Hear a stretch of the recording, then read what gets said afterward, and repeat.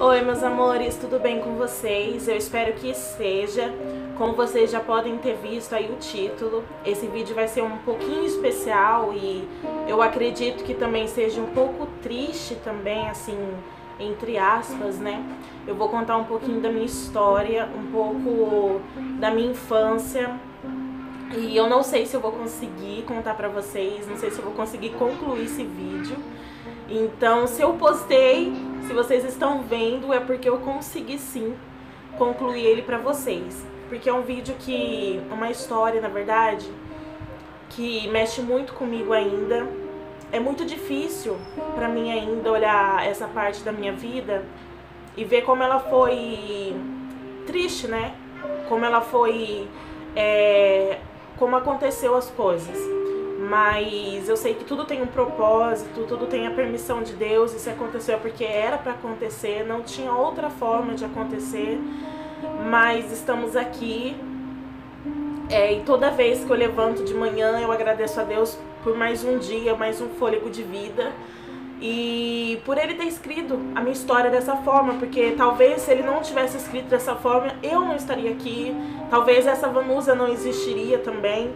Então tudo tem um porém, tudo tem um propósito. Porque eu era muito criança ainda, eu tinha 3 anos quando aconteceu isso na minha vida. Eu morava numa casa, e a casa era da minha mãe, ela era nova, eu não sei a idade assim, que ela morreu assim nova, mas eu imagino que tinha uns 32 anos, bem nova mesmo. E eu tinha 3 aninhos, a gente morava lá, ela morava com 6 filhos dela. Eu era caçula de 3 anos e tinha meus outros irmãos. E ao total éramos 7. Ela era, na época, ela não estava com meu pai. Ela estava separada do meu pai, mas estavam casadas ainda no papel. Um dia que era para ser um dia normal como os outros, mas não foi dessa forma. Alguns traficantes, na época, traficantes bateram na porta da casa da minha mãe e perguntou ali de um irmão dela, e ele não estava. E eles achando que ela estava mentindo, que ele estava assim ali naquela casa. E ela com medo, eu imagino, porque estava com os filhos dela, crianças, estava sozinha. Eu imagino o medo dela, porque nessa hora a gente só quer proteger os filhos. E ela vendo ali os traficantes, todos eles armados e talvez com raiva, ela disse que ele não estava e realmente não estava. E infelizmente eles não acreditaram nela. E ela, por medo, ela fechou a casa. E ali eles agiram com toda a maldade do mundo. Eles começaram a atirar na casa. E lembrando que estava ali ela e mais 5 filhos, porque minhas irmãs contam que uma das minhas irmãs não estavam ali, estavam na vizinha. E começaram a atirar vários tiros. E a única coisa que eu me lembro é que o medo, sabe, o apavoro ficou marcado, porque foi um momento de tensão, de medo. E por eu ser a menor, ela pegou eu no colo. E eu só me lembro de vê-la caindo no chão. Meus irmãos gritando, sabe, desesperados. E não sabiam o que estava acontecendo. Todos crianças.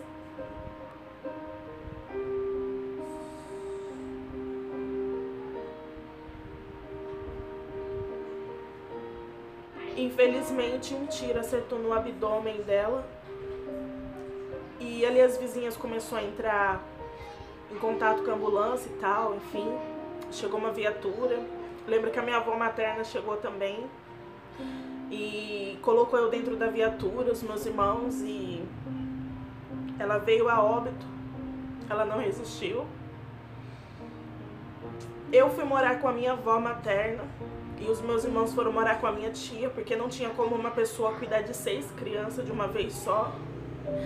Na época, eu não sei o que houve, mas assim, e eu nem perguntava, porque essas coisas, essas perguntas, cada um tinha a sua opinião, então eu ficava super dividida, e uma criança, não sabia de nada. Eu preferi ficar com apenas as minhas lembranças. Na época não deixaram meu pai ficar com a guarda, por ele ser alcoólatra, imagino. E só que o meu pai, eu imagino também tudo que ele passou, né? Por não, assim, de ter perdido a mulher da vida dele e ao mesmo tempo ter perdido os filhos. Porque a partir daí ele não teve mais o contato com os filhos. E eu fui morar com a minha avó materna, apenas eu fui morar com ela. Não tenho o que reclamar.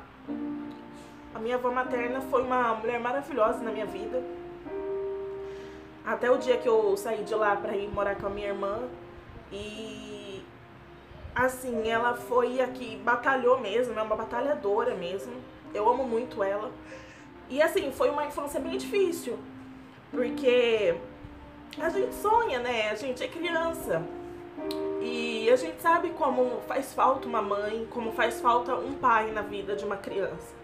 Por mais que é criada por uma outra pessoa, aquilo, não sei se eu vou conseguir explicar pra vocês, fica um vazio, sabe, dentro de nós. A gente fica imaginando, se não tivesse acontecido aquilo, como seria. Não sei se vocês já passaram por alguma situação assim, mas é isso que fica. Todo dia vem essa pergunta, se não tivesse sido daquele jeito, como é que a minha vida seria? Então fica aqueles pontinhos de interrogação, sabe, dentro de nós. Mas enfim, cresci com a minha avó e pelo fato de ela ser uma pessoa antiga, né, que cresceu na roça. E na época ela contava também que todos os partos dela foi ela mesma que fez. E tinha filho num dia, no outro dia já estava trabalhando e tal. Então a visão dos dias de hoje para ela era bem diferente da que ela viveu. Só que eu era uma criança que já estava um pouquinho, digamos assim, um pouquinho atualizada para o mundo que eu estava vivendo. Então eu sofri um pouquinho nisso pelo fato de ela não deixava ir na casa das minhas amigas, para ela era frescura, mas não porque ela não queria, isso é porque era a educação que ela teve, o ensinamento que ela teve da mãe dela, do pai dela, então tudo gerou isso. Só que eu não tive uma infância, digamos assim, uma criança pode brincar na casa da amiguinha, na casa da vizinha. Eu ia, era raras vezes que eu ia. Em festinhas também, era muito difícil ir em festinhas, não podia ir. E era casa, escola, escola, casa. E assim, foi bem marcante por causa que eu era uma criança que só queria brincar. Era uma criança que só queria ir pra casa das amiguinhas brincar. Só que eu tive que amadurecer muito rápido. Sabe quando você tira a banana do pé, ela tá verde, mas você embrulha ela no jornal para ela amadurecer muito mais rápido. Mas se você tivesse deixado ela ali no pé, ela demoraria quase o triplo ou o dobro para amadurecer. Então a minha vida foi quase assim. Me tiraram do pé e eu não tive o que amadurecer no tempo certo. Eu tive que ter um amadurecimento bem mais rápido do que o normal. Então eu era uma criança de 10 anos, mas que tinha uma mentalidade de uma menina de 18. Eu lembro uma época que é assim, um pouco triste, mas é uma história de superação. Eu lembro que a gente entendia que ela tinha dificuldade e tal, e ela não conseguia, muitas das vezes o dinheiro da aposentadoria não dava pra fazer tudo, sabe, dentro de casa. Ela sustentava uma casa, sustentava netos e tal. E por eu ser menor, não trabalhava. E lembro que tava voltando às aulas e eu não tinha o meu material pra ir pra escola. E aí eu falei pra ela, né, vó, tem que comprar os materiais e tal. E ela falou que tava super apertada, que não dava, usava um caderno usado mesmo. E eu queria, porque uma coisa que eu fiz toda a minha vida é me dedicar à escola. Eu queria ser alguém. Por mais que as pessoas olhavam pra mim e diziam, não vai ser nada, porque não tenho pai e uma mãe pra ficar em cima. Por mais que muitas não acreditaram em mim, e eu tive que ouvir muitas dizendo que eu ia virar uma adolescente, ia engravidar muito cedo, ia ser uma mãe solteira, ia ser isso, ia ser aquilo, ia virar uma prostituta, ia querer dinheiro e ia virar a pior pessoa do mundo. eu sempre pegava essas palavras e transformava em combustível para me continuar. Porque eu não era mais uma criança. Por mais que eu tinha 10 anos, eu não era mais uma criança. Entende? E nesse dia eu lembro que eu peguei todas as minhas bonecas, todas. Eu tinha boneca de marca, porque minha avó comprava do bom e do melhor pra gente. Peguei todas as minhas bonecas e saí pra rua pra vender. E consegui, vendi todas. E na mesma hora que eu vendi todas, eu peguei o dinheiro e fui pra papelaria. Comprei caderno, comprei caneta, comprei lápis, borracha, comprei tudo pra mim estudar. E graças a Deus eu estudei, eu não repeti nenhum ano, me dediquei de corpo e alma para ser alguém na vida. E aí eu fui morando com a minha avó. Teve uma época que ela não estava mais conseguindo, mais me criar. Não sei se foi também um pouco medo, porque eu cheguei na adolescência, 14 anos, mas já era adolescente já. E vinha aquele medo, né, de engravidar. Será que ela vai começar a se relacionar com outros meninos? Aí vinha aquelas pessoas para falar as coisas e colocar mais dúvida, colocar mais lenha no fogo. E aí ela falou que era pra mim morar com meu pai. Só que todos os anos que eu morei com minha avó, eu não vi o meu pai, não via. Então pra mim ele era um desconhecido. Lembro que uma vez ele foi me ver, ele ficou lá do portão e ele tava totalmente bêbado. E as meninas tudo falando, vai lá ver seu pai. Só que pra mim eu olhava pra ele, eu não via como meu pai. Eu via como se ele fosse um homem alcoólatra, um homem desconhecido, ele estava bêbado. Eu ficava com medo, eu tinha medo dele. E aí ele ia embora, eu não via ele.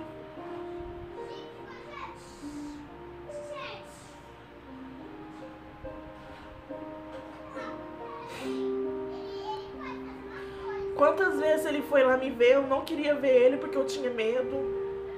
Talvez pelo fato das pessoas não falar muito dele também pra mim. E eu fui começar a ter um contato com ele, acho que com 13 anos. Que ele mandava o meu irmão ir lá me buscar, pra mim passar a noite lá na casa dele, passar o dia com ele.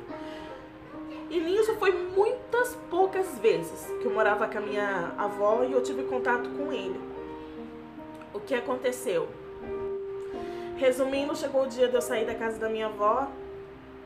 Ainda olhei pra ela e disse, né? Vó, você tem certeza que você quer que eu vou embora? Porque eu amava muito ela. Amo ainda ela, né? E ela falou assim, pode ir morar com seu pai.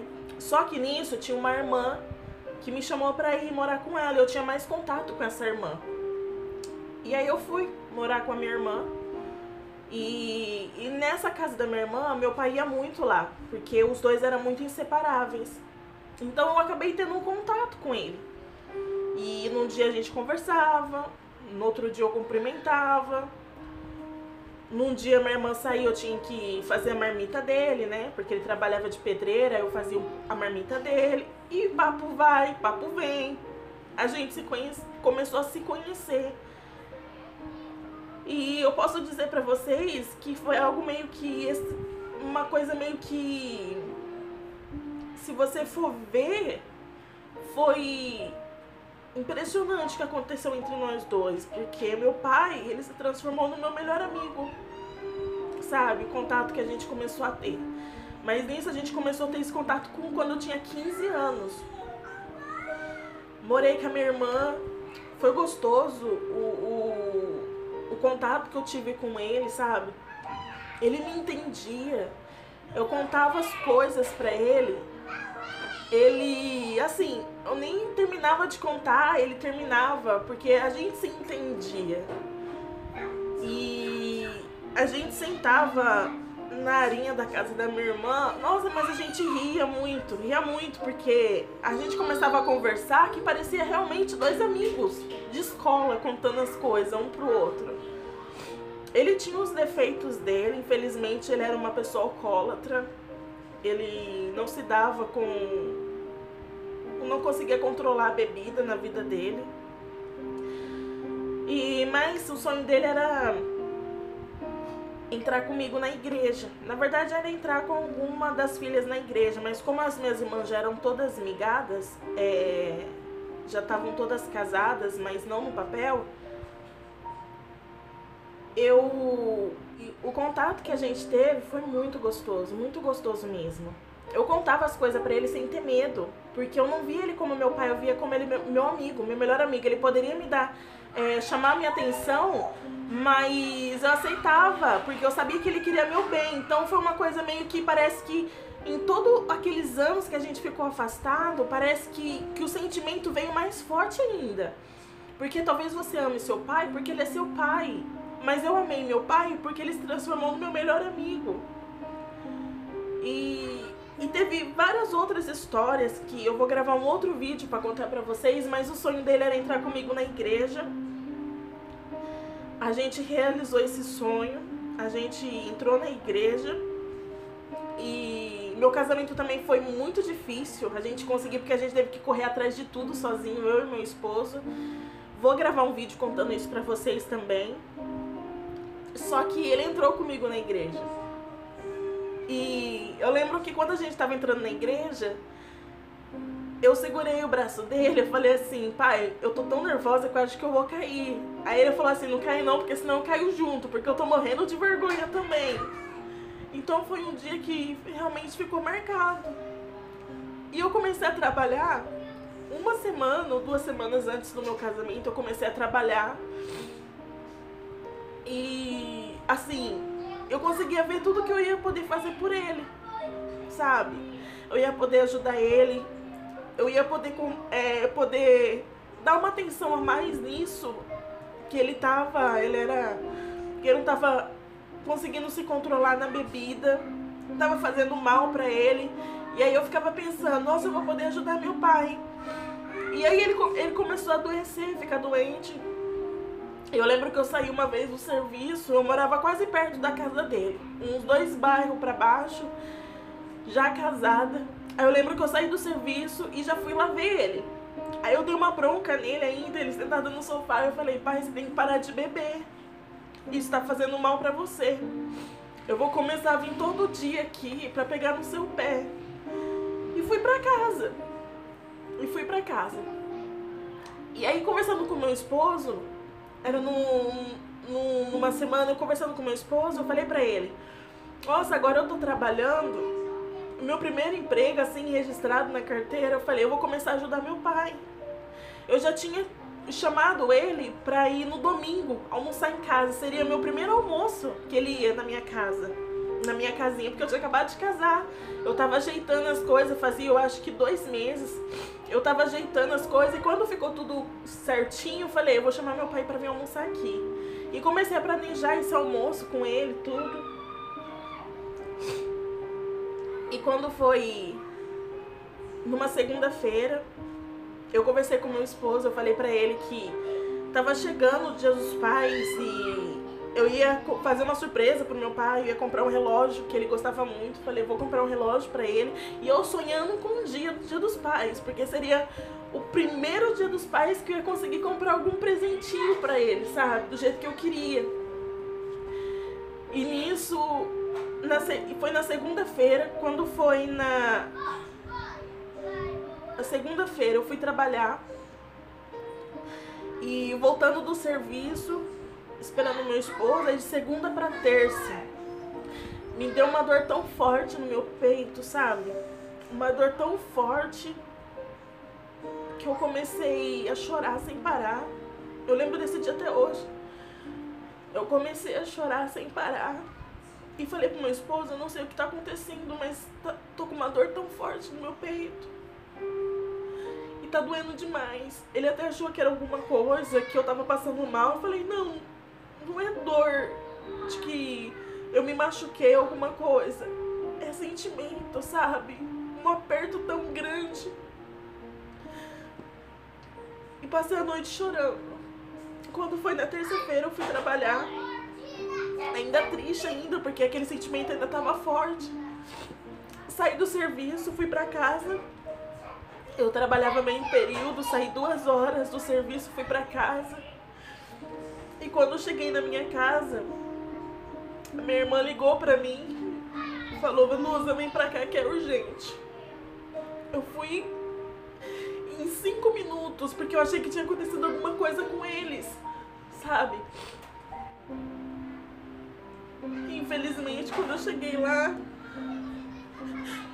ela falou pra mim que o meu pai havia falecido.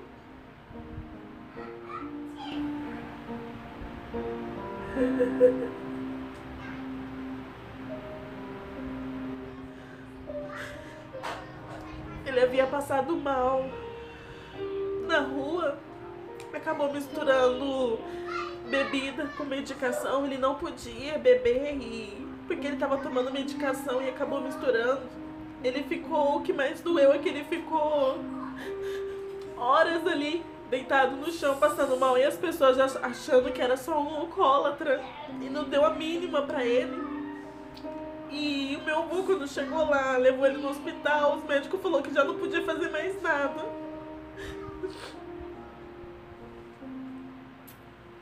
E eu sem entender, custando pra acreditar, eu liguei pro meu esposo do serviço, ele veio correndo. A gente foi na casa dele. E quando eu chegou lá, eu vi aquele monte de gente na casa do meu avô, que era o pai dele, dando assistência pra ele. E eu só queria ouvir que era mentira aquilo. Porque tudo que vinha na minha cabeça era o que eu ia poder fazer por ele naquele momento. E eu não ia poder fazer mais. E nem era tanto tempo que a gente estava junto, a gente passou só uns 4 anos juntos. Então doía muito acreditar que aquilo era verdade. E aí o meu avô, ele acabou contando que era. Ele não tava nem podendo atender as pessoas porque ele tava passando mal. E aí veio outro filho dele falar pra mim que aconteceu, que quando tivesse mais notícias sobre o enterro e tudo, ele ligaria pra gente pra contar. E aí eu voltei com meu esposo. Lembro que eu perdi tanto chão que eu me joguei na frente de um carro sem ter raciocínio do que estava acontecendo e fui pra casa. O enterro do meu pai foi tão triste que quando eu cheguei lá na porta do velório, veio tudo na minha cabeça, sabe? Tudo que ele passou, de ter perdido a mulher que ele amava, de ter perdido os filhos. E ele amava ela porque ele me contou várias vezes que não existiu mulher que ele pudesse amar tanto. Ele não se juntou com nenhuma outra mulher depois da minha mãe. E ele falava que os filhos faziam muita falta pra ele. Ele falava: Nusa, você e seus irmãos fizeram muita falta pra mim. Então veio, na porta do velório, veio tudo isso na minha cabeça, sabe? Uma coisa meio doida que eu fiquei, eu acho que 2 minutos de pé naquela porta e veio a vida toda na minha cabeça, sabe? Aquele resumo do resumo. E eu não conseguia. O meu esposo segurando na minha mão: vamos, amor. Eu não conseguia. Eu falava: eu não vou entrar porque eu me recuso ver ele desse jeito. E fiquei ali na porta parado. Ele entrou, todo mundo entrou, eu ali parado. A minha avó veio falando: vamos lá entrar. Falando: eu não quero entrar, eu não quero ver. Fiquei sentada ali até que eu criei coragem de ir lá. E chegando lá, eu vi o meu avô segurando as mãos dele, chorando, enfim. E eu não consegui chorar. Não chorei. Foi poucas lágrimas que saiu dos meus olhos, sabe? E eu lembro também que ele falava pra mim que queria ver como que seriam os meus filhos. Como que será que vai ser seus filhos? E ele falava que eu era a caçulinha dele, sabe? E aí foi lá, fez o enterro dele. Eu não consegui chorar muito, porque eu ainda não tava acreditando que aquilo tava acontecendo, sabe? Comecei a falar muito com Deus. Ah, nossa Deus, eu fiquei tantos anos longe, quando eu me aproximei, o Senhor tirou ele de mim. Primeiro a minha mãe, depois o meu pai. Se fosse pra tirar ele de perto de mim, por que que você não me tirou quando eu nem conhecia ele? Por que que você não tirou quando eu não tive esse contato com ele? Porque doeria menos, talvez, sabe? E nisso eu fui pra casa.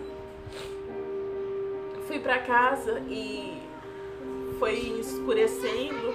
E quando chegou a noite, foi aí que a ficha caiu do que tinha acontecido. E eu comecei a ter crise de choro. Comecei a ter crise de desespero, sabe? E aquela vontade de ir junto, de que Deus levasse.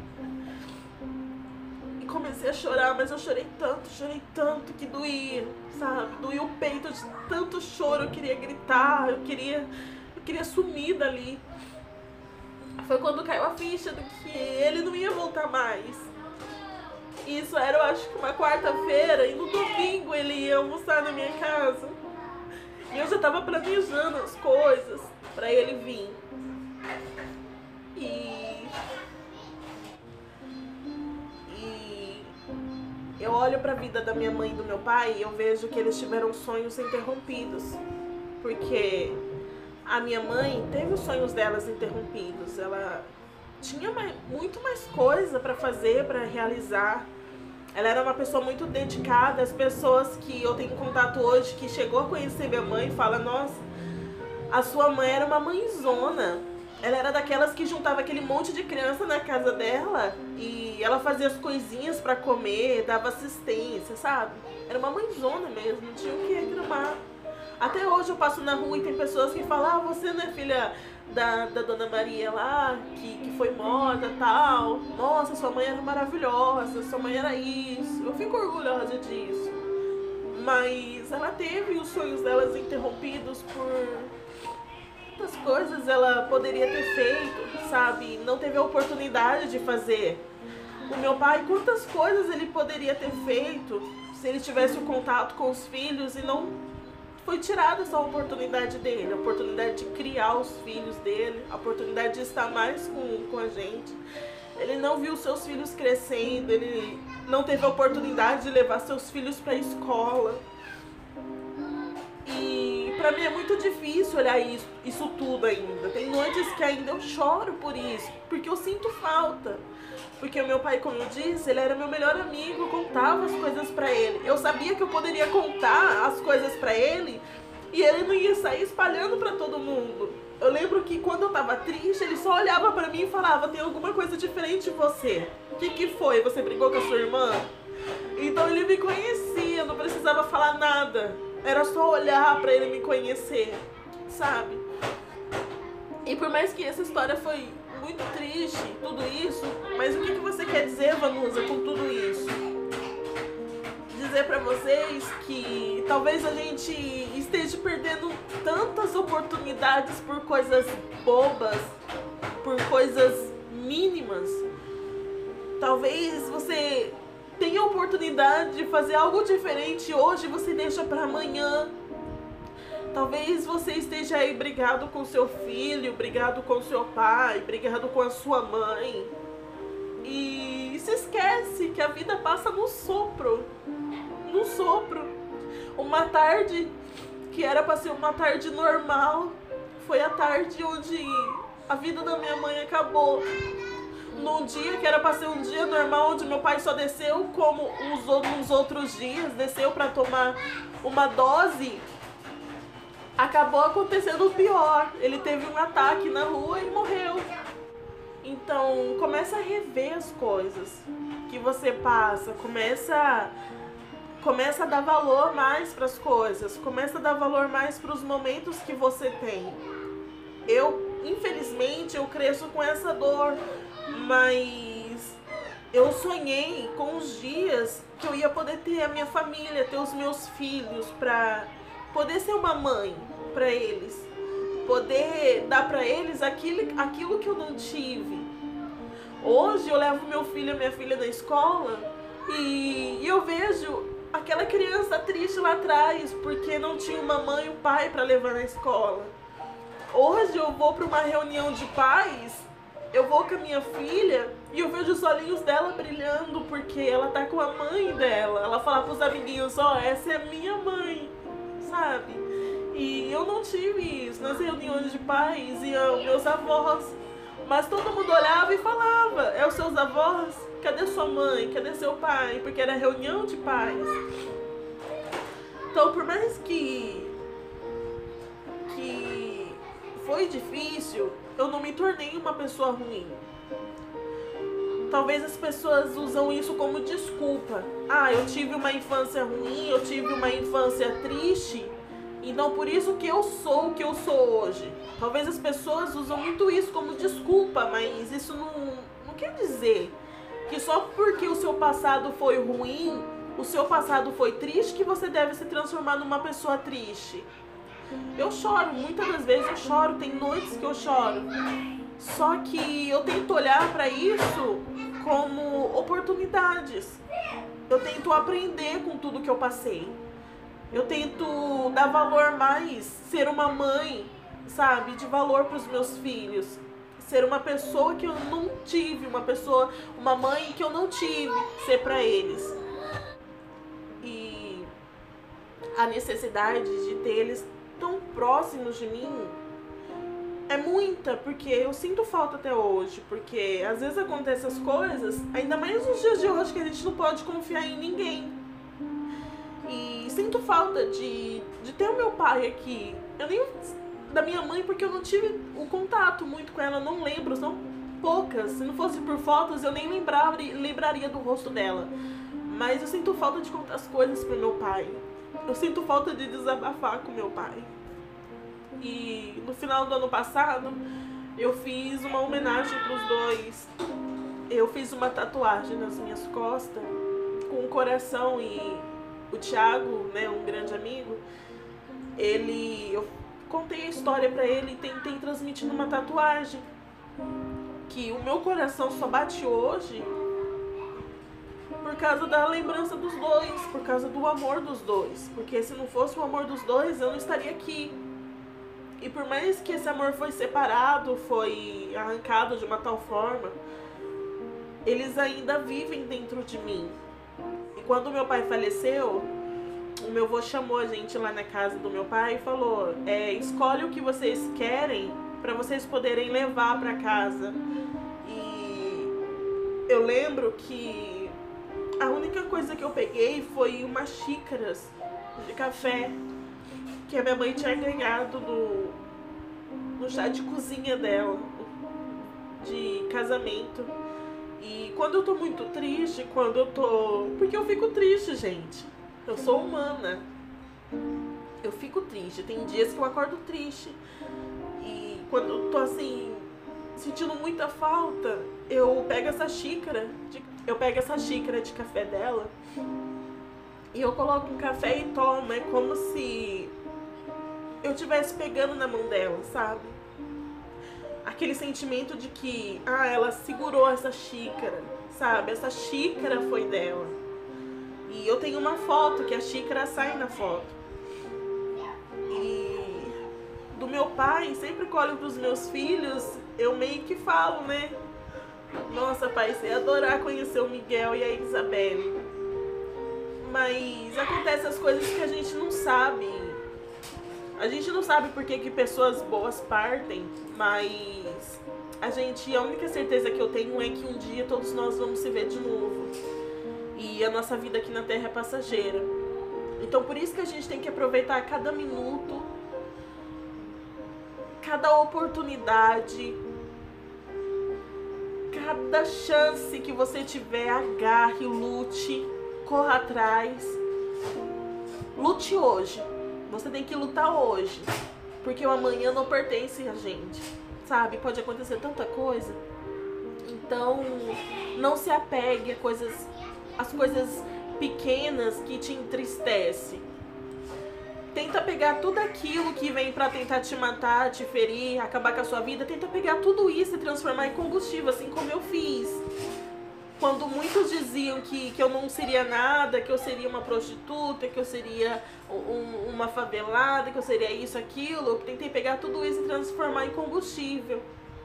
Quantas das vezes uma adolescente, por tantos sentimentos, tendo um conflito de sentimentos, porque era uma falta de mãe, era uma falta de pai, e era uma vontade de ir na casa das amigas e não podia, era de fazer trabalho, sabe? Trabalho, coisa simples, mas que mexia com a cabeça de uma adolescente. Fazer trabalhos de escola na casa das amigas e não podia ir, porque a minha avó não entendia que era em grupo. Ela falava que era besteira, que eu podia fazer sozinho, e não era em grupo, sabe? E não podendo sair, era casa, escola, casa. E isso mexia muito comigo. Eu lembro que na adolescência eu me arranhava inteira, sabe? Porque eu me sentia sozinha, eu não podia contar as coisas, porque tudo que eu contava se virava contra mim. Então eu não tinha ninguém pra contar as coisas. E aí eu me trancava no quarto, eu arranhava toda a minha cara. Eu lembro que uma vez eu peguei a tesoura e tentando cortar o pulso com a tesoura. Foi uma época muito difícil, mas nem tudo isso ajudou para minha morte. Deus, ele esteve presente na minha vida, digamos que em todo momento. Em todo momento ele esteve ali, porque se não fosse ele, eu não estaria aqui. Não estaria. Ele cuidou de mim nos mínimos detalhes. Ele cuidou de mim. Ele cuidou da minha vida, ele cuidou do meu casamento, ele cuidou me dando uma casinha que eu tenho hoje. Ele cuidou de tudo, mas o sofrimento era inevitável. Ah, mas ele poderia ter evitado? Poderia ter evitado, mas ele preferiu deixar eu passar por tudo isso para que hoje eu pudesse ter um caráter do que eu ter ganhado tudo de mão beijada. E mais na frente eu não dar valor àquilo. Então ele deixou eu passar por tudo isso para que hoje eu pudesse entender que existem situações difíceis, existem momentos difíceis na nossa vida, mas que a gente tem que se levantar e pegar tudo aquilo que seria para nossa derrota, para nossa desgraça e transformar em bênçãos para nossa vida. Quando as pessoas disserem para você que você não pode, que você não consegue, é aí que você tem que se levantar, colocar um sorriso no rosto, bater no peito e dizer: eu consigo, eu posso. Eu não vou mostrar para você, mas eu vou mostrar para mim que eu consigo, para mim que eu posso. Eu não tinha dinheiro para comprar meu material escolar. Eu poderia ter desistido, ter abandonado e ter parado de estudar. Eu era uma criança, uma adolescente de 10 anos. 10 anos. Eu peguei as minhas bonecas, fui na casa das amigas, bati em porta e vendi e fui comprar meu material. Então quando a gente quer, a gente corre atrás, a gente batalha e a gente consegue. Eu tenho duas fotos aqui que eu vou mostrar pra vocês, olha. Aqui, deixa eu mostrar. Essas são as xícaras que eu tenho. Eu vou mostrar pra você a xícara. Essas são as porcelanas do dia do casamento dela. Esses são os dois. Aqui, com o registro de casamento nas mãos. E eles tiveram 6 filhos. Foi uma história com final triste, mas que deram frutos, e os frutos estão aqui. Eu vou dizer para quem quiser ouvir que o meu pai foi o meu melhor amigo. Meu melhor amigo. Foi uma pessoa maravilhosa, uma pessoa espetacular. Por mais que ele tenha defeitos, por mais que ele teve muitos defeitos, quem somos nós para julgar os defeitos que ele teve? Uma pessoa santa? Não, todos nós temos defeito. Talvez o defeito dele foi de ser alcoólatra. O defeito dele foi esse. Mas nem por isso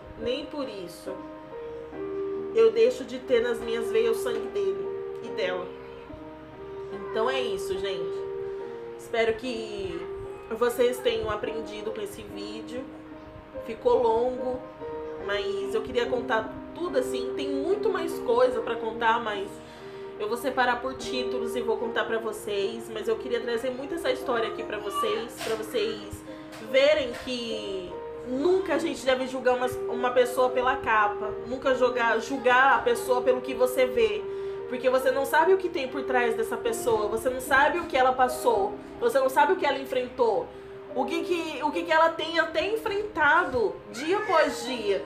Então nunca aponta seu dedo e tenta adivinhar a história da outra pessoa. Eu tive que escutar de pessoas apontar o dedo na minha cara, se dizer santas e dizer: você não sabe o que eu tô passando, porque se você soubesse o que eu tô passando, você não aguentaria. E quem são elas para apontar o dedo na sua cara e dizer que você não passa por nada? Cada um tem a sua luta, cada um tem a sua prova. Cada um tem a história que Deus planejou que tivesse. Então não julgue a história de ninguém, porque talvez eu não aguentaria a tua história, mas você também não aguentaria a minha. Talvez eu não aguentaria suportar o que você passou, mas você também não aguentaria passar o que eu passei. Então nunca julgue as pessoas, nunca julgue as pessoas. E isso eu sempre vou realçar aqui no meu canal, eu sempre vou teclar na tecla. Nunca julgue as pessoas. Se você quer apontar os erros de alguém, se olhe no espelho e tenta consertar o que você vê, tá bom? E que Deus abençoe cada um de vocês. Espero que esse vídeo tenha falado com você. Se inscreva no canal e deixa seu curtir, seu comentário, se Deus falou com você. E essa é a minha história, meu testemunho de vida. O que era para ser para minha morte se transformou em degraus para que hoje eu pudesse chegar onde eu cheguei. Ó, amo cada uma de vocês.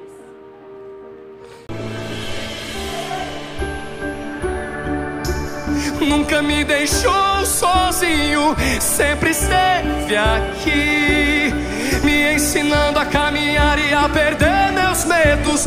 O segredo de eu não desistir é que Deus sempre esteve aqui, e eu sinto a presença dele aqui. Sempre esteve